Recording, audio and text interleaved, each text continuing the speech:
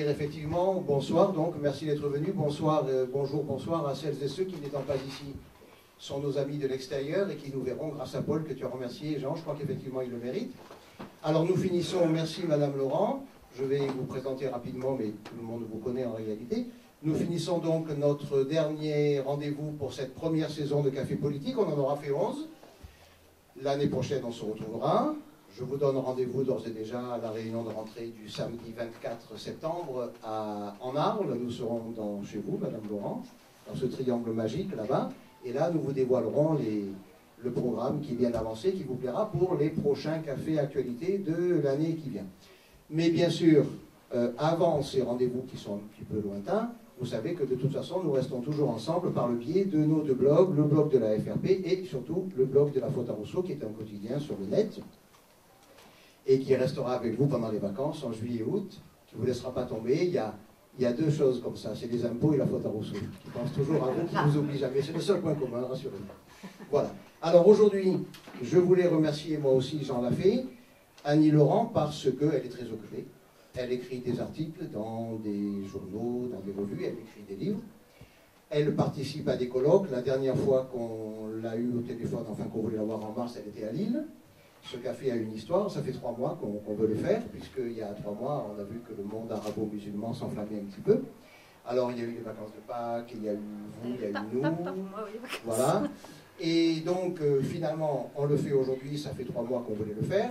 On finit donc en beauté. Antoine de Crémy, il y a 15 jours et il y a un mois, nous a brillamment parlé de la mondialisation, Babel effondré. Alain, juste avant, nous parlait de la nation, que devient la nation, etc. Donc un réel effort dans ces cafés actualités, il y a le mot d'actualité, c'est pas pour rien, pour coller au réel. Donc aujourd'hui, à l'international, avec bien sûr des répercussions sur le national, Annie Laurent va nous parler de ce sujet, le monde arabo-musulman brûle-t-il. Alors, je la remercie parce que dans son emploi du temps très chargé, elle prend le temps de venir avec nous. Et vous verrez qu'en plus, comme elle revient du Liban, qu'elle part en Égypte bientôt, eh bien, elle ajoute évidemment la dimension du témoin de celle qui connaît bien ce dont elle parle. Alors Annie Laurent, pour les quelques-uns qui ne le sauraient pas, est docteur d'État. Elle a obtenu sa thèse justement sur le Liban. Le sujet exact, c'était le Liban et son voisinage. Oui. Voilà. Et elle a passé 4 à 5 ans, 4 ou 5 entre 87 et 92 au Liban. Voilà. Ensuite, donc, elle participe à de nombreux colloques. Elle repart bientôt, là, le 18 juin, en Égypte. Elle a été également nommée experte au synode. Redites-moi le synode des évêques. Le synode des évêques pour le Moyen-Orient. Voilà, le synode des évêques pour le Moyen-Orient. Donc nous recevons quelqu'un qui connaît bien son sujet, qui est un témoin, et je la remercie en votre nom. On commence ou... Oui. Ah ben voilà. Je ne pensais pas qu'il y aurait tant de monde pendant un pont de l'Ascension. Vous m'entendez bien au fond? Oui? Si c'est trop fort, trop bas, vous me le dites, vous levez le doigt. Hein? Bon, alors, le monde arabo-musulman brûle-t-il? Peut-être c'est quand même mieux qu'on soit là aujourd'hui parce qu'il y a bien des événements qui se sont déroulés et ça aurait été peut-être un peu prématuré. Je ne sais pas ça pour... mais enfin, bon. Alors, le monde arabo... Ça ne va pas? Moi, oui. Moi aussi.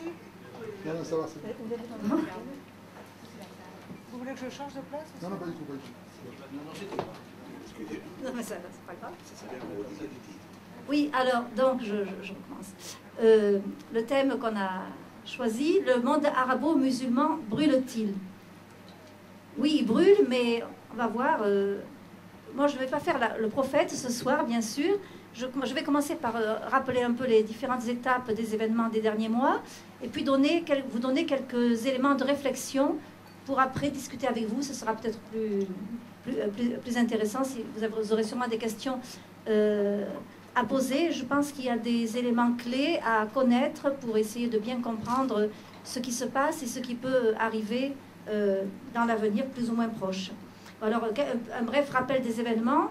Ce qui se passe aujourd'hui dans le monde arabo-musulman, ça a commencé, vous le savez, à la mi-décembre par l'immolation par le feu d'un jeune Tunisien, la révolution, le départ de Ben Ali en janvier, puis l'effet domino qui s'est mis en place tout de suite, avec l'Égypte en particulier, La révolution en Égypte a été très rapide, puisque le président Moubarak a dû laisser son pouvoir aussi, son pouvoir en février. Ils sont tous partis avec leurs épouses, leurs familles, leurs collaborateurs, etc.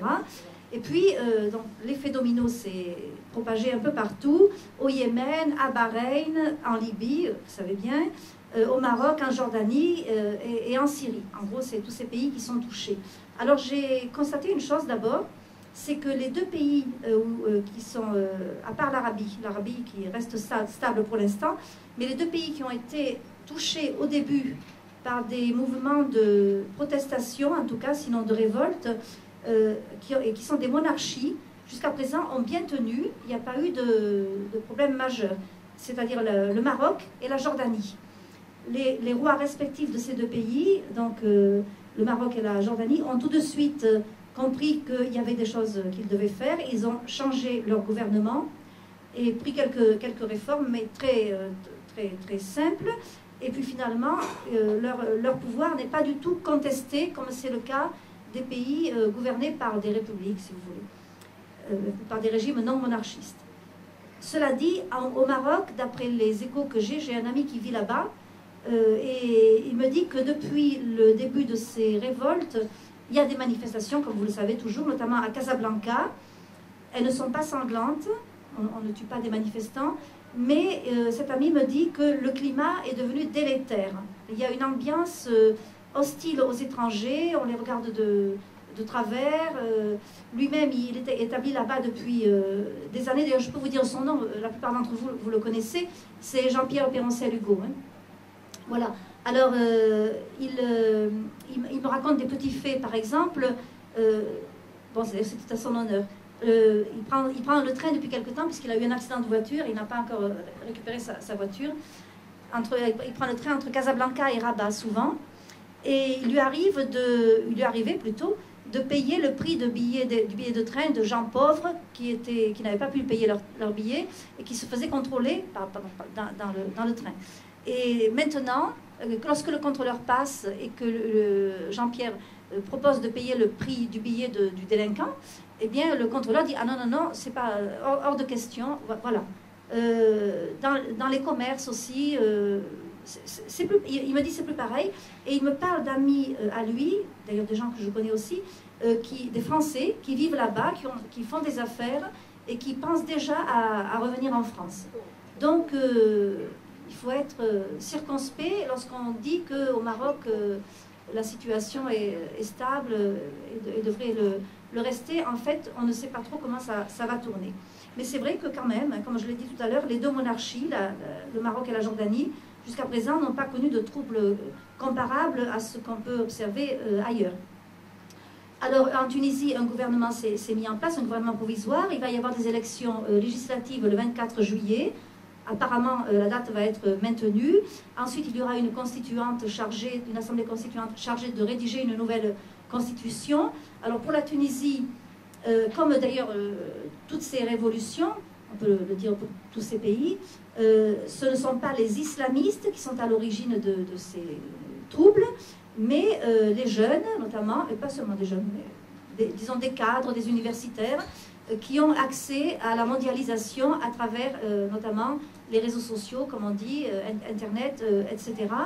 Ce sont les modèles qu'ils découvrent en dehors du monde musulman qui les attirent et qui les ont poussés à bannir leur peur et à chercher à renverser les gouvernements leur gouvernement.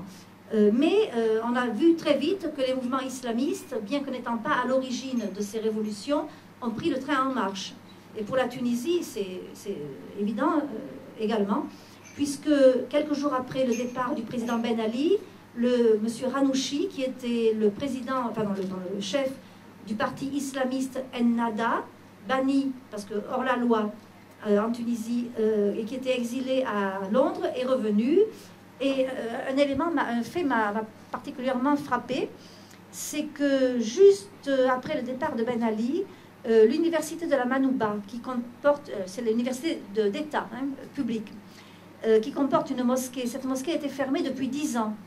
Or, le vendredi après le départ de Ben Ali, la mosquée a rouvert pour la prière de midi. Et là, on a vu apparaître des islamistes demandant l'abolition d'une circulaire émise par le président Ben Ali, exigeant que les femmes qui travaillent dans les administrations ne viennent pas voilées. Alors, donc une demande très explicite, très précise, donc de suppression de cette circulaire. Et puis d'autres sont venus avec le Coran en disant nous voulons la charia, etc. Et puis par la suite, j'ai lu dans un article que dans la Médina de Tunis, on voit apparaître maintenant des niqabs, c'est-à-dire le voile intégral. Certes, on ne peut pas généraliser. Beaucoup de musulmans de Tunisie ne veulent pas la charia, la loi islamique, préfèrent un système plus libéral, comme c'était finalement en partie le cas sous Ben Ali, sur ce plan-là, sur le plan de l'islamisation. En Tunisie, l'islam était religion d'État, mais la société, jusqu'à présent, enfin, à part ces islamistes, est majoritairement sécularisée. Et alors, on a beaucoup parlé de la dictature de Ben Ali. C'est un régime autoritaire, c'est certain. Mais en même temps, c'est dans ce pays que la population était la plus instruite de tous les pays du Proche-Orient. Je ne parle pas du Liban, qui est à part, on en parlera après. Donc, c'est pas étonnant que c'est en Tunisie que tout a commencé. Parce que là, il y a une population très éduquée. Le taux d'analphabétisme est très faible par rapport à l'Égypte, par exemple, où là, il est très important. Et ce qu'on doit mettre au crédit de Ben Ali aussi, c'est que c'était déjà Bourguiba. Ben Ali a hérité de cette situation. Bourguiba avait dissocié, en ce qui concerne les sciences religieuses, il avait dissocié la Zitouna, qui est l'institution traditionnelle en matière de sciences religieuses islamiques, donc, de la Manouba. Plutôt, dans la Manouba, l'université d'État, il avait créé des chaires de sciences religieuses où travaillent toujours des intellectuels de tendance laïcisante, bien que musulmans, mais pas laïque, au sens où on l'entend chez nous. Et c'est grâce à cette distinction, cette séparation même entre la Zitouna et les instituts de sciences religieuses de la Manouba que des intellectuels tunisiens ont pu travailler de manière à, ont pu promouvoir une rénovation de la pensée religieuse islamique, une modernisation. C'est dans ce pays qu'il y a le plus grand nombre de ce qu'on appelle les nouveaux penseurs de l'islam. Mohamed Charfi, Abdelmajid Charfi aussi, qui est son neveu, Hamadi Redissi, Mohamed Talbi, sont des historiens ou des intellectuels en général, qui ont publié plusieurs livres en français, on les trouve chez nous. Par exemple, Abdelmajid Charfi a écrit Islam et liberté, le malentendu historique. Mohamed Talbi a publié pour une rénovation de la pensée islamique. Donc voilà, c'est quand même à noter ça, que dans ce pays, la Tunisie, donc grâce à l'éducation poussée et grâce à cette mesure de séparation entre l'institution de la pensée religieuse et l'université d'État, on a pu avoir ces nouveaux penseurs musulmans. Pour rester dans le même sujet, en Égypte, par exemple, c'est absolument impossible. En 1985, il y a eu un événement qui a montré les limites de la liberté de travail universitaire dans ce domaine de la pensée religieuse. Il y avait un universitaire donc égyptien, musulman, qui s'appelait, je dis qu'il s'appelait parce qu'il est mort l'année dernière, Nasr Abou Zaid. Il est l'auteur d'un livre paru en français aussi, traduit de l'arabe. Son livre est intitulé « Critique du discours religieux » et paru chez Sinbad en France, si ça vous intéresse. Et Nasr Abou Zaid, sitôt paru son livre, a été mis en procès par la grande institution sunnite du Caire, l'université d'El Azhar, qui fait la loi en matière de pensée religieuse en Égypte. Et donc, on lui a fait un procès, on l'a empêché de poursuivre sa carrière universitaire, et même on l'a divorcé de force. Parce que, à partir du moment où il avait fait cette proposition, critique du discours religieux, où il prônait le pluralisme politique, la suppression de la répudiation, de la polygamie, etc., des mesures comme ça, l'égalité entre chrétiens et musulmans, eh bien, il était considéré comme un apostat par l'institution d'El Azhar. Du coup, sa femme devenait l'épouse d'un apostat. Et c'est pourquoi une mesure de divorce a été prononcée. Alors, Nasr Abou Zaid et sa femme n'ont pas accepté cette mesure. En fait, ils sont partis. Ils se sont réfugiés aux Pays-Bas. où Nasr Abou Zaid a continué à travailler, à enseigner à l'université de Leyde. Et voilà, donc il est mort l'année dernière. C'est voilà, tout ça, je reviens à la Tunisie pour vous montrer qu'il y avait quand même cet avantage en Tunisie au temps de Ben Ali. En fait, ce qui a beaucoup nui à Ben Ali, c'est évidemment la corruption, et puis sa femme, Madame Trabelsi, qui était vraiment une femme, une affairiste incroyable. Elle avait même fait d'ailleurs des affaires avec la veuve de Yasser Arafat, qui a été expulsée de Tunisie, tellement ça faisait scandale il y a quelques années. Elle s'est réfugiée à Malte, je crois. Et qu'une femme soit aussi arrogante dans un pays musulman, vous voyez, c'est évidemment très mauvais. Et Ben Ali ne s'est sans doute pas rendu compte du tort que lui causait son épouse par son affairisme extrême. Alors maintenant, donc, on attend, comme je l'ai dit, les élections du 24 juillet pour voir quelle sera la place qu'occupera le parti islamiste, qui est donc de nouveau légalisé. Ce parti s'appelle Ennahda, ça veut dire la Renaissance. Alors l'Égypte maintenant. Alors l'Égypte, parce que chaque pays a un contexte différent, bien entendu. Alors en Égypte, le régime a été obligé de céder très vite aussi, moins d'un mois après le début des révoltes. Alors, dans ce pays, il y a une grande population chrétienne, environ 10 ou 12 millions de Coptes sur 80 millions d'habitants à peu près. Donc ça fait au moins 10%, sinon plus, de la population. Et au début, ce qui a frappé, tous ceux qui ont pu voir les images, c'est que les chrétiens, enfin des chrétiens et des musulmans manifestaient côte à côte pour la chute du régime. Moubarak dégage, comme on avait dit, Ben Ali dégage en Tunisie. Il y avait une fraternité qui semblait porteuse de bien des promesses intéressantes. Bien qu'au début, dès les premiers jours, le patriarche des Coptes orthodoxes, Shenouda III, n'ait absolument pas soutenu la révolution.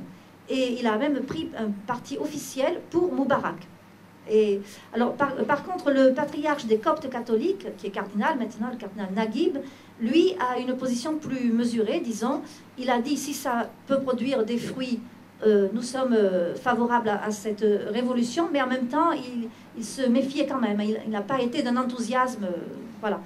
Et alors maintenant, c'est la grande inquiétude pour les chrétiens, comme vous le savez, si vous suivez l'actualité, puisque depuis le départ du président Moubarak, les violences antichrétiennes sont allées crescendo, c'est absolument incroyable. Les frères musulmans sont entrés dans la danse, si on peut dire, dans la danse révolutionnaire, et il y a des sentiments antichrétiens très très forts qui se manifestent sans cesse. On a déjà brûlé plusieurs églises. On a tout d'abord égorgé un prêtre en Haute-Égypte, ensuite donc, des églises brûlées. Il y en a au moins 3 qui ont été incendiées.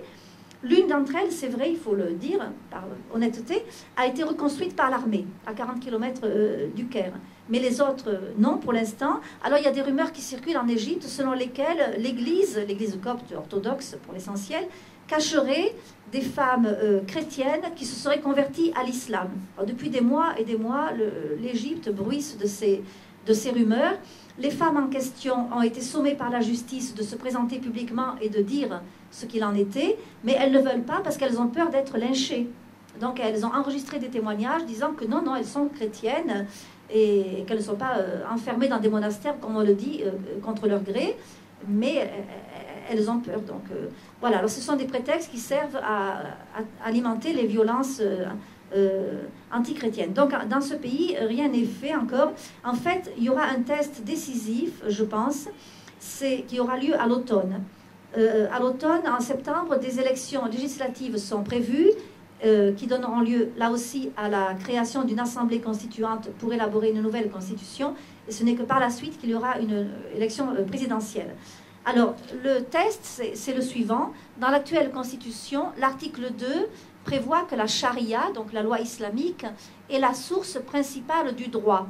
Et en vertu de cette disposition, les chrétiens sont soumis à une dimitude de facto, qui n'est pas de jure, donc elle n'est pas prévue, mais la conséquence de l'importance de la charia fait que les chrétiens sont traités en citoyens de seconde zone. Ils n'ont pas les mêmes droits que les musulmans et ils en souffrent énormément. Donc c'est vrai qu'au début de la Révolution, les chrétiens, ou des chrétiens plutôt, ont manifesté avec les musulmans en espérant que le futur régime changerait la donne, Mais là, maintenant, les chrétiens sont de plus en plus inquiets au vu des événements qui se sont produits ces dernières semaines. Alors on verra, bien sûr, comme je l'ai dit, ce sera le test, maintien ou suppression de cet article 2 de la Constitution en Égypte. Je ne vais pas trop m'attarder sur le Yémen, le Bahreïn, la Libye, parce que ce sont des pays que je ne connais pas. Je préfère parler des pays que je connais bien. Je voudrais parler de la Syrie aussi, d'autant plus que je viens du Liban et qu'on a beaucoup parlé de la Syrie. Mais la Syrie est un pays que je connais très bien. Il y a une particularité à la Syrie. Alors, en Syrie, les mouvements de révolte, c'est pareil, c'est l'effet domino qui s'est imposé. Donc, ce sont des révoltes qui n'ont aucun sens confessionnel au départ, mais qui se confessionnalisent. C'est ce qu'on peut observer. Donc, au départ, c'était l'instauration de la démocratie, de la dignité, de la liberté, etc. On va parler de la démocratie ensuite. Mais de plus en plus, donc, la révolte se confessionnalise. Ça, c'est à cause de la situation particulière de la Syrie. En Syrie, le régime est un régime tenu par des alaouites, une minorité dissidente de l'islam chiite, mais qui n'a plus rien à voir avec l'islam, sauf en apparence. Les alaouites, enfin leur origine est très obscure, vers le 9e, 10e siècle. C'est un syncrétisme, il y a des emprunts à d'autres traditions religieuses, même un peu au christianisme. On dit que les alaouites vénèrent Sainte Barbe, par exemple. Sainte Barbe, une chrétienne martyrisée au temps des persécutions romaines. Il semble qu'elle ait été persécutée dans la plaine de la Beka, dans le Liban actuel. En tout cas, il y a cette vénération des alaouites pour Sainte Barbe. Ils n'ont pas de mosquée. Je connais très bien le pays où ils se sont réfugiés. Ils se sont réfugiés dans les montagnes entre, si vous avez la géographie en tête, entre la Turquie au nord et le Liban, les montagnes syriennes, le long de la Méditerranée, autour de Latakié, le grand port syrien, l'unique port d'ailleurs syrien, avec Tartous, mais c'est Latakié qui est le plus important. Et ce sont des zones très montagneuses, avec des vallées profondes, un peu comme au Liban, si vous voulez, qui ont servi de refuge aux Alaouites parce qu'ils ont été, depuis des siècles, persécutés. C'était les parias de la société musulmane sunnite, surtout au temps de l'Empire ottoman, qui a duré 4 siècles, comme vous savez, l'Empire turc, donc, qui dominait toute la Syrie. Et les Alaouites n'avaient absolument aucune reconnaissance de leur identité. En fait, c'est la France qui a aidé les Alaouites à sortir de leurs conditions de marginalisation. La France mandataire à partir de 1920-22, jusqu'à l'indépendance de la Syrie en 1946. Les Alaouites, étant minoritaires, ne contestaient pas du tout la présence française, au contraire. Par contre, les sunnites, qui sont majoritaires en Syrie, les musulmans sunnites, donc, ne voulaient pas du mandat français, et ne voulaient pas d'une Syrie appelée à l'indépendance avec l'aide de la France. C'est pour résister aux agressions sunnites que la France a instauré les troupes du Levant, constituées pour l'essentiel des minorités. Alors, parmi les minorités en Syrie, il y a les Druzes, les chrétiens et les Alaouites. Et c'est grâce à leur entrée dans l'armée que les Alaouites ont pu ensuite prendre le pouvoir à travers le Baas, aussi je vais vous en reparler, du Baas. En 1963, le Baas s'est imposé comme régime en Syrie, et Hafez el-Assad, le père de l'actuel président, Bachar, donc, a pris le pouvoir par la force, par un coup d'État en 1971. Les Alaouites aussi ont pu accéder, grâce à la France, à l'éducation, alors qu'ils étaient vraiment maintenus dans l'analphabétisme. Et vous savez d'ailleurs, au temps du mandat français, j'ai découvert l'histoire des Alaouites en faisant des recherches dans les archives du Quai d'Orsay, lorsque je préparais ma thèse. Donc au temps du mandat français, beaucoup d'Alaouites se sont convertis au christianisme. Il y avait des missions catholiques importantes dans le pays des Alaouites. Enfin, ils ont même voulu, d'ailleurs, un ancêtre d'Hafez el-Assad est venu avec une délégation d'Alaouites. Ils sont venus à Beyrouth voir le patriarche des Maronites, le président de la République maronite et le haut-commissaire français qui siégeait à Beyrouth pour demander à être rattachés au Liban, où il y a donc plusieurs minorités, et par peur d'être dans un régime gouverné par les sunnites. Il disait, nous allons être noyés dans une masse sunnite qui nous hait depuis des siècles, qui nous fait du tort, etc. Finalement, ce projet n'a pas abouti, mais j'ai dit ça pour montrer l'hostilité, l'antagonisme très fort qu'il y a entre les sunnites et les alaouites. Alors en 1971, donc Hafez el-Assad a pris le pouvoir, et il a instauré un régime autoritaire sur la base de l'idéologie du Baas. Je vais vous dire quelques mots à ce sujet. Et maintenant, avec la révolution en cours en Syrie, les Alaouites ont peur de perdre le pouvoir, bien sûr, puisque la majorité sunnite considère cette minorité, non seulement parce qu'elle est minoritaire, mais parce qu'elle est hérétique aux yeux de l'islam, elle est considérée comme illégitime. Et quand on considère la politique menée par la dynastie Assad, si vous voulez, avec Hafez et Bachar, j'y reviendrai tout à l'heure si vous voulez, eh bien, tout a été fait par eux, par les Assad, pour légitimer leur pouvoir à Damas aux yeux du monde arabo-sunnite. On sait bien depuis des années et des années que les sunnites rêvent d'une revanche historique et rêvent de reprendre le pouvoir. Les frères musulmans en Syrie ont été déclarés hors la loi par Hafez el-Assad. Ils ont été l'objet d'une répression très très importante.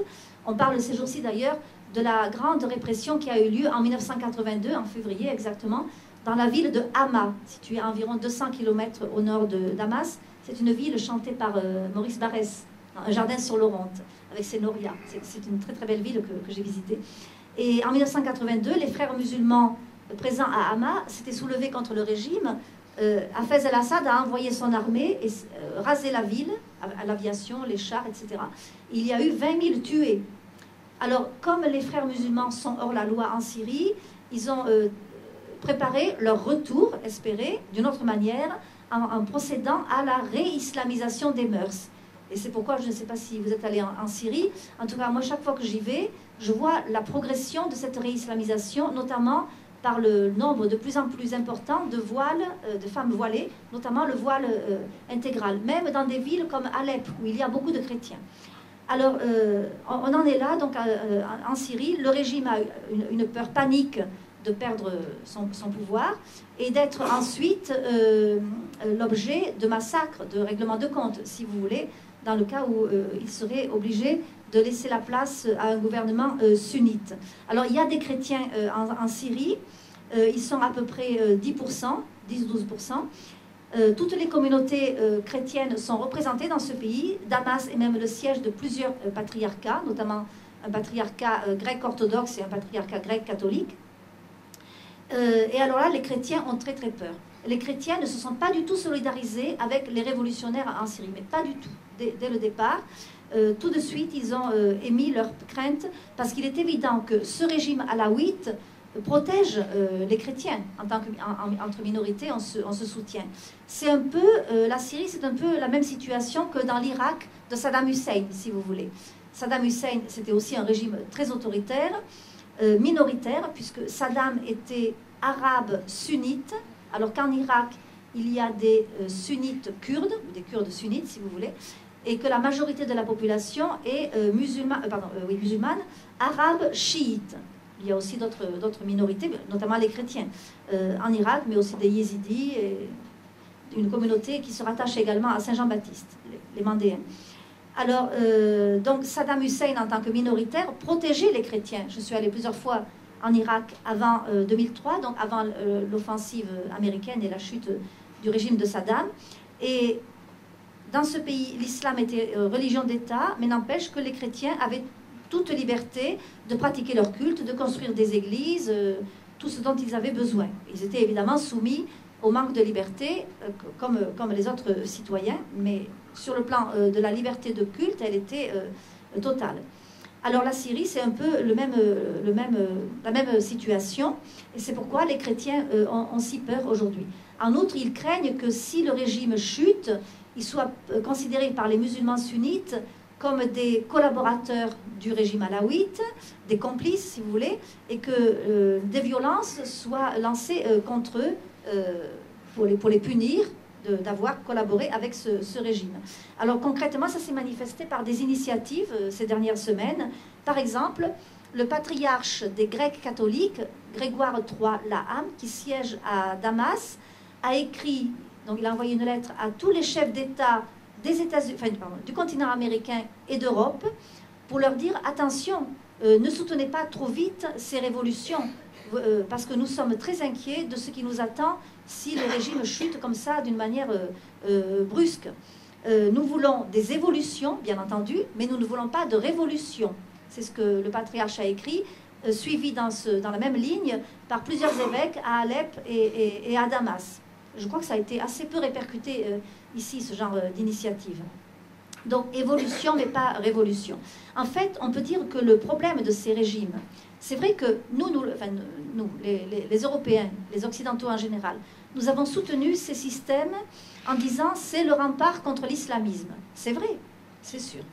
En Tunisie, en Égypte, en Syrie, c'est bien le cas.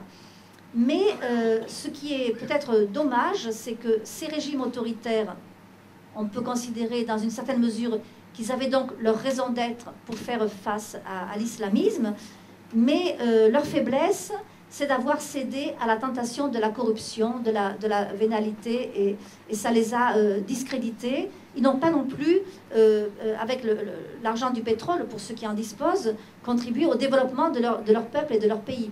On a parlé de l'analphabétisme en Égypte. Donc finalement, ce sont eux, ce sont les dirigeants qui se sont enrichis et leur peuple n'a pas profité de tout ce qu'il pouvait, dont il pouvait avoir le droit d'attendre. Et ça a sûrement alimenté le ressentiment et justifié les révoltes qui se sont produites.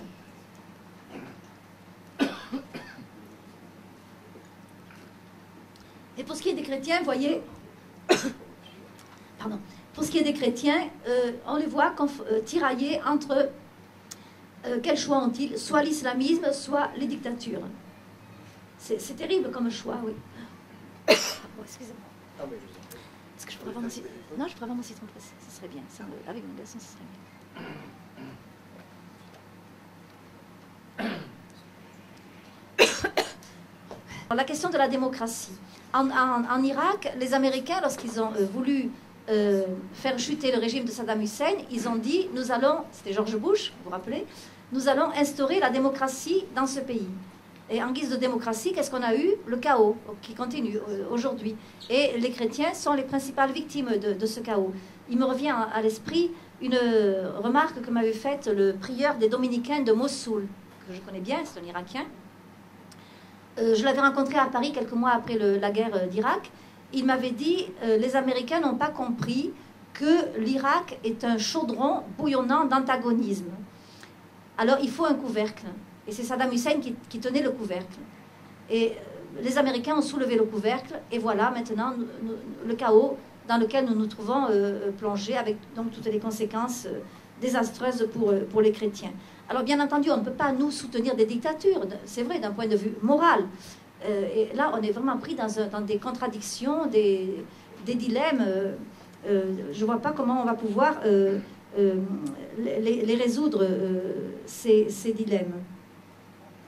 Peut-être qu'on on n'a pas assez insisté auprès de nos partenaires dans cette région sur la nécessité de favoriser, de collaborer au développement de ces pays, qu'on a trop fermé les yeux sur la corruption qui vivait.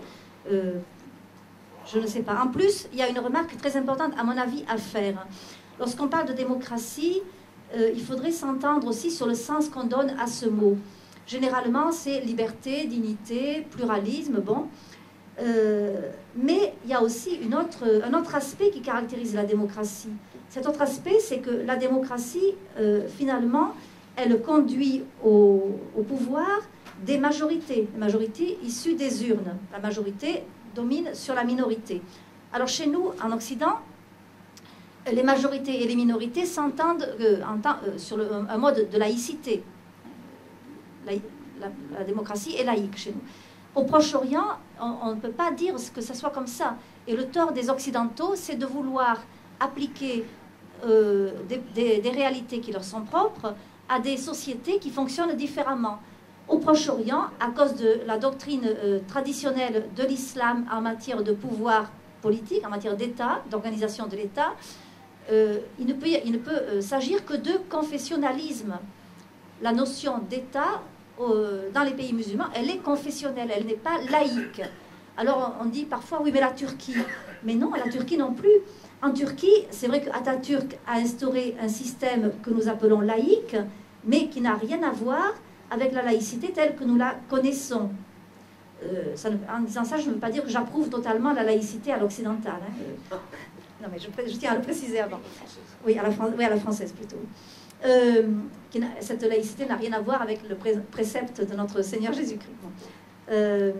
En Turquie, donc, de quoi il s'agit-il? En fait, Atatürk, qui était contre l'islam, il détestait l'islam, c'est vrai, mais en même temps, il devait tenir compte du sentiment religieux de ses citoyens. Donc, il n'a pas instauré la séparation ou la distinction entre les pouvoirs politiques et religieux. Il a mis la religion sous le contrôle de l'État. C'est très différent. Il n'y a pas de neutralité religieuse de l'État turc. La religion, en fait, c'est la religion musulmane sunnite. On est pleinement citoyen en Turquie que si on est d'ethnie turque et de religion musulmane sunnite. C'est l'immense majorité des Turcs d'ailleurs. Vous voyez, même les Kurdes qui sont sunnites pour la plupart ne sont pas pleinement citoyens, comme vous le savez. Alors Atatürk a mis en place un organisme, la Diyanet, qui est chargé d'exercer sa tutelle sur la gestion de la vie de l'islam sunnite. Cette Diyanet est rattachée au Premier ministre et c'est elle qui est compétente pour tout ce qui concerne le culte. La nomination des fonctionnaires du culte, les imams, les professeurs de sciences religieuses, etc. Pour l'ouverture de mosquées et d'écoles, etc. C'est le même organisme. Et ces écoles, ces mosquées et les fonctionnaires sont appointés, bénéficient d'un budget de l'État, donc de la Diyanet, qui a son budget propre. Donc il n'y a pas de séparation. Et d'ailleurs, même les communautés turques expatriées en Europe sont logées à la même enseigne. Les imams expatriés sont nommés par le gouvernement turc et rétribués également par le gouvernement turc. Et en plus, pour compléter le tableau en Turquie, dans ce pays réputé laïque, la mention de la confession figure sur les papiers d'identité. Alors, voilà. Donc, je vous dis ça pour... puis, bon, il faudrait parler aussi de la situation des chrétiens qui est absolument catastrophique en Turquie. Je pose juste une question. Atatürk a instauré son système en 1923-24. Un siècle après, à l'époque, il y avait 20% de chrétiens en Turquie. Aujourd'hui, il en reste moins de 1%. Qu'est-ce que c'est ce régime de laïcité qui précipite à ce point le déclin des communautés chrétiennes? Voilà, donc je pense qu'il est important de poser la question. Alors je reviens à ce que je disais tout à l'heure, c'est-à-dire que là, les notions de majorité et de minorité démocratique, si vous voulez, même actuellement, dans les contextes des révolutions, il y a fort à craindre qu'elles ne favorisent les mouvements islamistes, qui sont très nombreux, qui sont très organisés, qui ont beaucoup d'argent, parce que l'Arabie saoudite les finance énormément. Ça fait des décennies et des décennies que, étant hors la loi, comme ce que j'ai dit pour la Syrie, ils s'organisent en réislamisant les mœurs, en créant des écoles, des hôpitaux, en agissant dans le domaine social, là où l'État, malheureusement, a été défaillant. Les frères musulmans ont pris le relais de ces défaillances. Donc, vous voyez, il faut être très circonspect quand on manie le concept de démocratie dans ces pays. Je voudrais dire encore un mot sur le Liban. Après, je vais vous laisser la parole. Ça fait du bien. Non, pas d'ici, merci. Alors, depuis le début des révoltes au Proche-Orient, on a vu apparaître au Liban, de temps en temps, le dimanche, des dizaines de jeunes, notamment chrétiens et musulmans, qui descendent dans la rue pour demander la fin du confessionnalisme politique qui caractérise ce pays, mais de manière différente des autres pays de la région, et pour l'instauration d'un système laïque à l'occidental. Les chefs des églises au Liban se sont prononcés ouvertement contre la laïcité parce que, étant donné que les musulmans au Liban sont aujourd'hui très majoritaires et très actifs, eux aussi agissent énormément dans le domaine social, que ce soit du côté sunnite, aussi bien du côté sunnite que du côté chiite. Du côté chiite, il y a le Hezbollah, vous savez, et qui a une quantité incroyable d'institutions sociales, des écoles, des hôpitaux, des dispensaires. C'est même le Hezbollah, j'étais au sud l'autre jour, au Liban Sud, où le Hezbollah est très présent, ainsi que dans la plaine de la Beka. C'est le Hezbollah qui prend la place de l'État, même pour construire des routes, vous imaginez, pour le téléphone, etc. Voilà. Et donc, c'est pourquoi instaurer la laïcité au Liban, ce serait très dangereux pour les chrétiens. C'est grâce au système confessionnel en vigueur depuis l'indépendance, c'est-à-dire depuis 1943, que les chrétiens de ce pays, et c'est de ce seul pays, échappent à la dimitude. Au Liban, il n'y a pas de religion d'État, et pourtant dans la Constitution on parle du Très-Haut, mais c'est tout. Toutes les communautés confessionnelles reconnues par la Constitution, elles sont au nombre de 18, chrétiennes, musulmanes et même la juive. La communauté juive reste reconnue par la Constitution, alors que le Liban et Israël sont en guerre officiellement, et que la plupart des juifs ont quitté ce pays après la création de l'État d'Israël. Et vous voyez, pour vous dire à quel point le Liban est un pays ouvert de ce point de vue, c'est qu'il y a 2 ans, on a reconstruit la synagogue historique au centre de Beyrouth. Et ce sont des chrétiens et des musulmans qui ont financé la reconstruction de cette synagogue. Voilà, alors si on en finissait avec ce système-là, l'islam politique, l'islamisme sans doute, prendrait le pouvoir. Alors c'est vrai que les sunnites et les chiites se battent entre eux pour le pouvoir, mais enfin, non. Et les chrétiens seraient les grands perdants. Ils risqueraient de tomber en dimitude. Voilà pourquoi, même si ça nous paraît incompréhensible en Occident, ou si ça nous paraît rétrograde, le système confessionnel au Liban, il faut le maintenir. C'est le seul moyen pour que les chrétiens, qui sont donc associés pleinement aux affaires de l'État, au gouvernement, au Parlement et dans toutes les institutions, dans l'armée et ailleurs, donc puissent continuer à exercer une influence réelle sur la marche des affaires publiques au Liban. Voilà, alors à vous peut-être.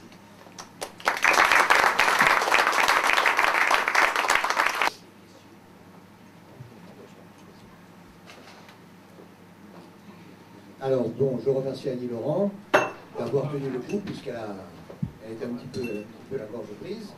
Alors, le débat est ouvert. Je vois des mains qui se lèvent. Alors, honneur aux dames. Sylvie. Alors, madame, moi j'ai plusieurs questions à vous Oui. poser. D'abord sur la Tunisie. Oui. Est-ce que vous savez quels seront les partis en présence lors des élections prochaines qu'il va y avoir en Tunisie? Ensuite, quelle est la position des intellectuels tunisiens vis-à-vis de cette révolution? Et pourquoi cette révolution qui a enflammé le monde arabo-musulman a-t-elle commencé en Tunisie? Et j'ai encore une autre question, si vous permettez, mais qui est moindre. On m'a dit que les femmes chrétiennes dans certains pays étaient obligées de porter le voile intégral, ou tout au moins le voile comme une femme musulmane. Est-ce que c'est vrai? Voilà. Alors, donc, d'abord la Tunisie. Je ne connais pas le nombre de partis qui seront présents aux élections, hein, je suis désolée. Mais grosso modo, est-ce que vous savez quels seront les deux oui, ou trois oui, plus oui, grands, oui. voilà. Alors il y a les partis qui sont issus de la Révolution. Donc c'est des partis qui se disent laïcisants. Je ne crois pas qu'on ira jusqu'à remettre en cause le statut officiel de l'islam comme religion de la Tunisie. Hein. Dans la constitution actuelle, il est dit l'islam est la religion des Tunisiens. La religion des Tunisiens. Donc il y a le parti Ennahda dont j'ai parlé tout à l'heure, le parti islamiste qui va évidemment se présenter. D'après les quelques faits que je vous ai rapportés, il semble qu'il ait une certaine influence, malgré qu'il ait été hors la loi pendant longtemps. Excusez-moi, quelle était la grande question? La position des intellectuels. Ce qui me frappe, moi, c'est que ces nouveaux penseurs de l'islam dont je vous ai parlé tout à l'heure, on ne les entend pas du tout depuis la révolte en Tunisie. Alors vraiment, je me demande où ils sont passés. Cela dit, il y a un intellectuel franco-tunisien, bien connu en... Abdelwahab Medeb, vous connaissez? Non, Ah oui, je ne pensais pas à lui. Alors, le ministre de la Culture de Ben Ali également, qui est un grand intellectuel, spécialiste de Saint-Augustin. Oui. Je ne sais pas si vous le connaissez. Non, je ne le connais pas. Son nom m'échappe. Saint-Augustin. Spécialiste de Saint-Augustin. Il vit en Tunisie? Il vit en Tunisie, mais il est ministre de la Culture. Ah, d'accord, oui, d'accord. Il était ministre de la Culture sous Ben Ali, donc très ouvert et de très grande qualité intellectuelle. Ça me permet de répondre, ce que vous dites me permet de répondre à votre troisième question. Je reviendrai après sur les intellectuels. On a beaucoup favorisé l'éducation.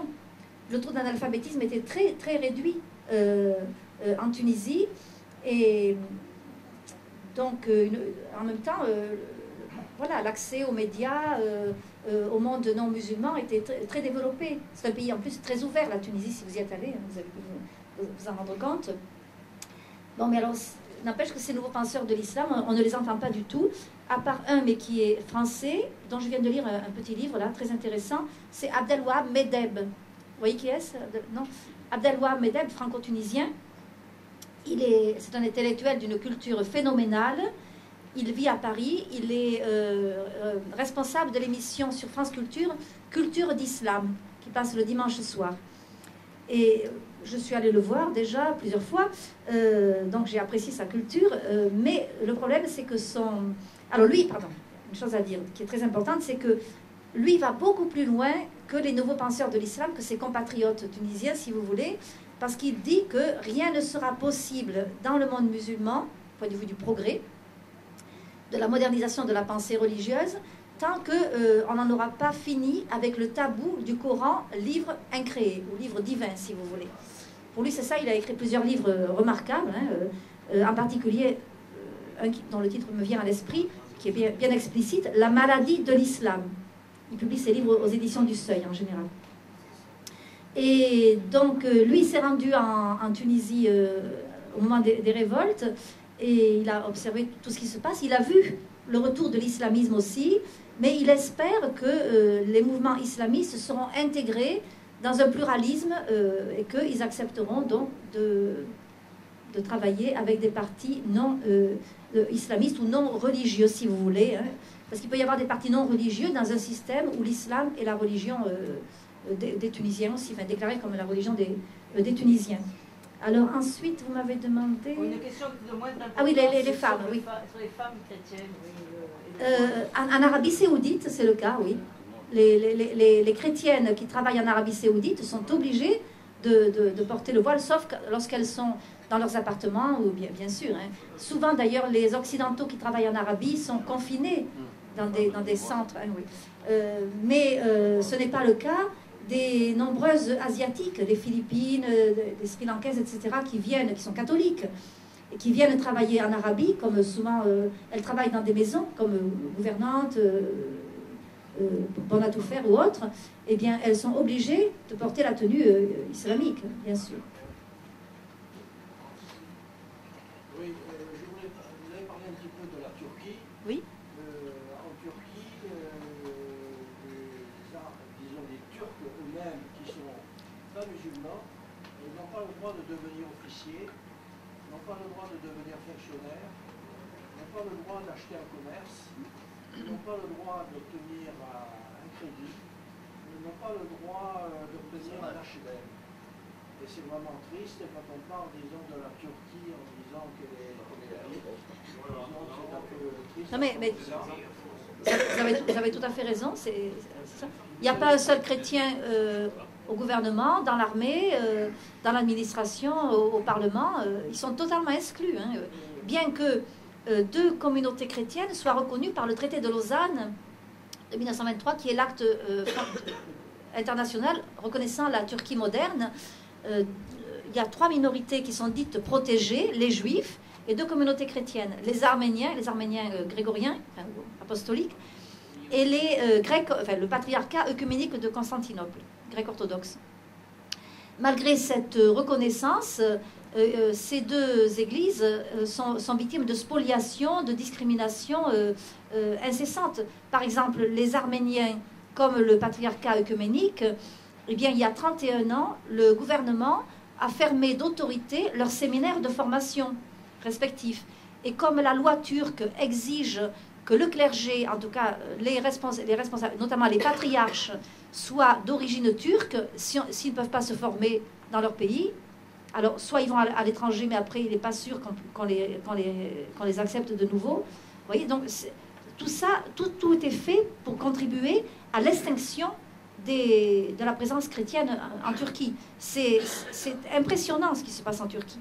Quand on pense que l'ancien Asie mineure avait été évangélisé par Saint Paul, Saint Jean, la Vierge Marie qui a vécu à Éphèse, et qu'on voit ce tout petit reste là, on a de quoi se poser des questions, et surtout quand on considère la laïcité comme en principe la garantie de la liberté religieuse. Pardon.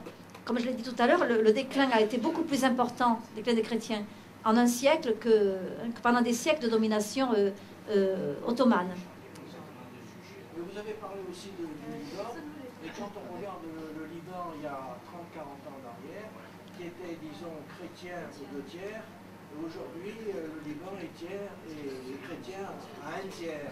Et donc on voit, disons, que les musulmans arrivent, disons, à prendre une poigne de la bête au Liban. Oui, mais vous avez... Oui. Il y a quelqu'un qui voulait... Je vais changer complètement de sujet. Ah. Je vais vous demander, voyez-vous l'exemple de ces révolutions dans le monde arabo-musulman puisse se répercuter dans les pays d'Europe, et notamment en France? Vous m'avez demandé si les révolutions... Si on peut avoir des conséquences, Oui. des répercussions. Oui, j'ai compris. Ben, déjà, il y a le problème de l'immigration. Hein. Tous ces... Il y a une question qu'on doit se poser tout de même. Comment se fait-il que, pour la Tunisie, ce sont surtout des jeunes, des cadres, des universitaires qui ont déclenché la révolution, et ils partent. Ce sont les plus instruits qui partent, d'après ce qu'on entend dire. Pourquoi est-ce qu'ils ne restent pas, au moins jusqu'à ce qu'il y ait des nouvelles institutions pour participer au développement de leur pays, maintenant qu'il y a des perspectives qui sont censées s'ouvrir devant eux? Alors, Monsieur Brun. Excusez-moi, là c'est un café d'actualité. Moi, excusez-moi, je voudrais revenir en arrière il y a 3000 ans. Hein. On fait un effort de concision. Revenez en arrière, mais soyons concis. Pour moi, c'est le monde sémite musulman, avec les conquêtes en Afrique et en Asie. Donc, qu'est-ce qu'on a vu depuis, je m'excuse, depuis 3000 ans? On a vu du militarisme, on a vu du système de tribus, et on a vu l'islamisme. C'est tous ces trucs-là, pour moi, il y a un certain progrès. Moi, je suis pour ces révolutions. Parce que, disons, pour nous, en Europe, depuis 3000 ans... La deuxième, c'est que, étant donné la conception que les musulmans ont du Coran lui-même, est-ce qu'il peut y avoir réellement une évolution de l'islam? Alors, voilà. pour ce qui est... C'est des questions fondamentales. Hein, oui, fondamentales, oui. Vous reposez la question, au fond, on n'a pas entendu. Ah, pardon. Il y a 2 questions, là. Gérard pose une question. Y a-t-il un avenir pour les chrétiens au Proche-Orient? Première question. Question chiffre. Et deuxième question, est-ce que, oui, au vu des chiffres du déclin numérique, est-ce qu'on peut considérer que, étant donné la manière dont les musulmans envisagent leurs écritures, est-ce qu'il y a une possibilité de modernisation? C'est ça? D'évolution, oui. Sans infidélité. C'est bon, oui. Vous avez entendu au fond? Voilà, alors, c'est vrai que quand on voit les chiffres, on est très impressionné, c'est sûr. Ce Proche-Orient, on a parlé de l'Asie mineure, mais il y a tout le Proche-Orient qui était très très largement chrétien lorsque l'islam est arrivé au 7e siècle. Je ne remonterai pas à 3000 ans en arrière. Non, donc, il y avait des juifs, c'est vrai, mais l'immense majorité de ces populations étaient chrétiennes. Aujourd'hui, grosso modo, je donne des chiffres là, dans les pays marqués par l'histoire biblique, donc non seulement le Proche-Orient arabe, mais là j'exclus le Maghreb, hein. Non seulement le Proche-Orient arabe, mais la Turquie, donc l'ancienne Asie mineure, donc qui n'est pas arabe, hein, et la Perse, l'Iran actuel, et j'inclus dans les chiffres que je vais donner toute la péninsule arabique avec les Émirats et le Yémen. Eh bien, aujourd'hui, il y a environ 360 millions d'habitants et à peu près 15 à 16 millions de chrétiens autochtones, parce qu'il y a aussi tous ces chrétiens qui viennent d'Extrême-Orient, des Philippines, etc., qui sont plusieurs millions, mais qui ne sont pas autochtones, qui sont là en principe pour quelques années et ils repartent chez eux ensuite. Donc c'est quand même très impressionnant de voir ce déclin numérique. Alors on ne veut pas trop le dire chez nous, c'est politiquement incorrect de le dire, mais à qui la faute, ce déclin? Alors, moi, je veux le dire, le principal responsable, c'est l'islam, avec sa conception des relations avec les non-musulmans, la manière dont le Coran considère les juifs et les chrétiens. Et vous savez, l'islam a une arme redoutable, très efficace. Contrairement à ce qu'on pense généralement, ce n'est pas l'épée, ce n'est pas la violence, mais c'est la dimitude. La dimitude, vous savez ce que c'est, non? Ah bon, la dimitude. La dimitude, c'est un mot, un néologisme français qui vient du mot arabe dima, D-H-I-2-M-A, qui, si on le traduit littéralement, veut dire protection. Mais en fait, pour traduire la dimitude, je préfère dire protection, trait d'union, assujettissement. Parce que c'est vrai que le pouvoir musulman accepte de garder dans les pays où il gouverne des juifs et des chrétiens. La dimitude concerne les juifs et les chrétiens, seulement les juifs et les chrétiens. Les sans religion n'ont pas droit de citer dans les pays gouvernés par l'islam. Il faut avoir une religion appartenant à ce que le Coran appelle les religions du livre, ou les religions célestes, donc judaïsme, christianisme ou islam, bien sûr. Alors, les juifs et les chrétiens sont certes protégés, ils ont le droit de vivre comme citoyens, mais ils ne sont pas traités à égalité avec les vrais croyants que sont les musulmans. Ce sont des citoyens de seconde zone, donc il y a la protection qui est assortie de mesures d'assujettissement, donc de discrimination. Et ces mesures concernent tous les domaines, la politique, la vie sociale, les métiers, la vie privée, absolument, et la liberté religieuse aussi. Bon, alors c'est pourquoi j'insiste beaucoup sur l'importance de maintenir le système libanais, parce que c'est le seul pays de la région où les chrétiens ne sont pas des dhimmis, où ils participent pleinement à toutes les institutions, à la marche de l'État. Donc voilà, bien sûr, il y a des exceptions. Au temps de Saddam Hussein, en Irak, il y avait Tarek Aziz comme vice-président, c'était un catholique chaldéen, c'est vrai. En Égypte, on a vu aussi, au temps de Sadat, un ministre, et pas des moindres, Boutros Ghali, ministre des Affaires étrangères. Mais ce sont des exceptions qui confirment la règle, comme on dit, et qui sont liées à des situations particulières. Pour Tarek Aziz sous Saddam Hussein passait pour quelqu'un qui n'était pas, bien que musulman, n'était pas croyant, qui était... Ah oui, je dis que j'allais vous parler du Baas, que je n'ai pas fait encore. Il était donc de l'idéologie baasiste, je vais vous dire.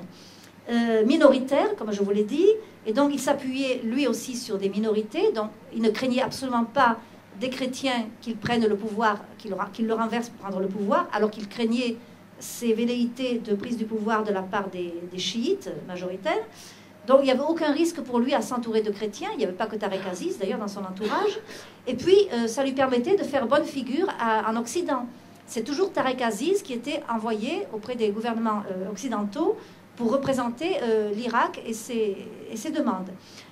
Donc voilà, ça explique ça. Je vais vous parler du Baas après. Mais la deuxième exception, Boutros Ghali, au temps de Sadat en Égypte, c'était l'époque où Sadat avait donc décidé de faire la paix avec Israël.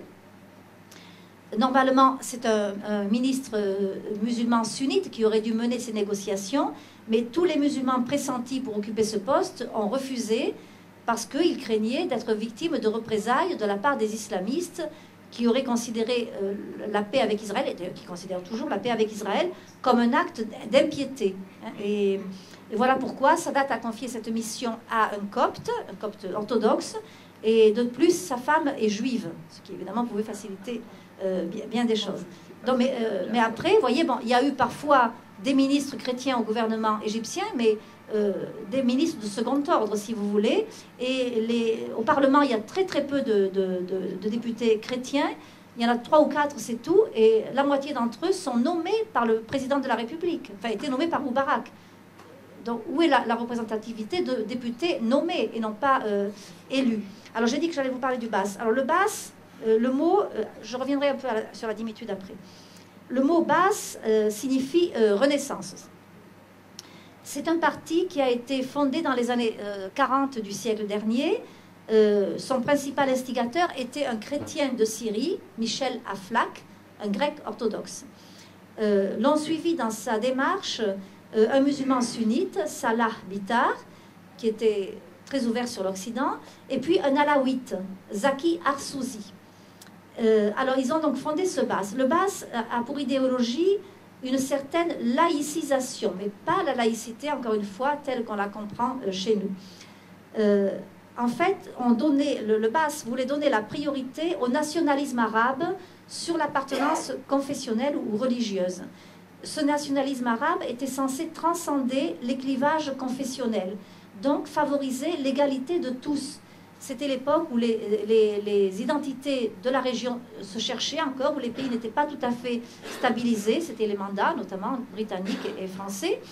Et donc, il y avait tout un foisonnement d'idées, de projets qui ont émergé à ce moment-là pour le moment où les pays en question seraient totalement indépendants.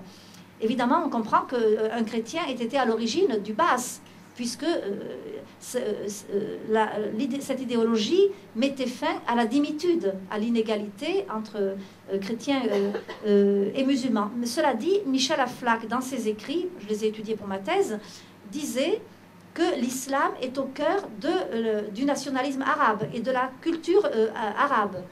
Et lui-même a fini musulman. Il est enterré dans un mausolée à Bagdad. J'ai vu ce mausolée, il s'est converti à l'islam. Ce qui s'est passé, c'est que cette idéologie qui était séduisante et qui avait son mérite, en fait, elle a été instrumentalisée, kidnappée, on pourrait dire, par les deux régimes, à Bagdad et à Damas, qui se sont d'ailleurs fait une guerre au moins verbale. C'était les deux frères ennemis, Bagdad et Damas. Pourquoi? Parce que les deux capitales ont toujours revendiqué le monopole de, ces deux capitales ont joué un très grand rôle dans les débuts de l'histoire de l'islam, et leurs habitants sont très fiers de ce rôle. Alors, tantôt Bagdad a été la capitale de l'Empire musulman, bien avant l'Empire ottoman. Tantôt, ça a été Damas. Et les habitants de ces deux villes sont nostalgiques de cette grandeur des temps passés. Et donc, du coup, les deux BAS se disputaient en quelque sorte